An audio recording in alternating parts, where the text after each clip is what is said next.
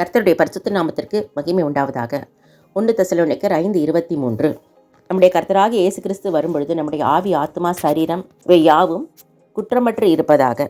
வேதத்தின் அடிப்படையில் பார்க்கும் பொழுது நாம் அறிந்து செய்தாலும் அறியாமல் செய்தாலும் குற்றம் குற்றமாக தான் தீர்மானிக்கப்படுகிறது.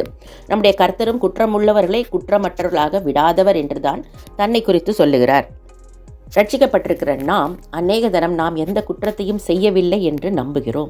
இந்த காரியத்தை பாருங்கள். 1 கொரிந்தியர் 6:7 நீங்கள் ஒருவரோடொருவர் வழக்காடுகிறது எவ்விதத்திலும் குற்றமாய் இருக்கிறது என்று பவுல் சொல்லுகிறார். ஆம், நாம் நினைக்கிறோம் நாம் நியாயத்திற்காக வழக்காடுகிறோம், நம் பக்கத்தில் நியாயம் இருக்கிறது. ஆனால் வேதத்தின் அடிப்படையில் பார்க்கும் பொழுது சகோதரனோடு சகோதரன் வழக்காடுவது குற்றமாய் இருக்கிறது.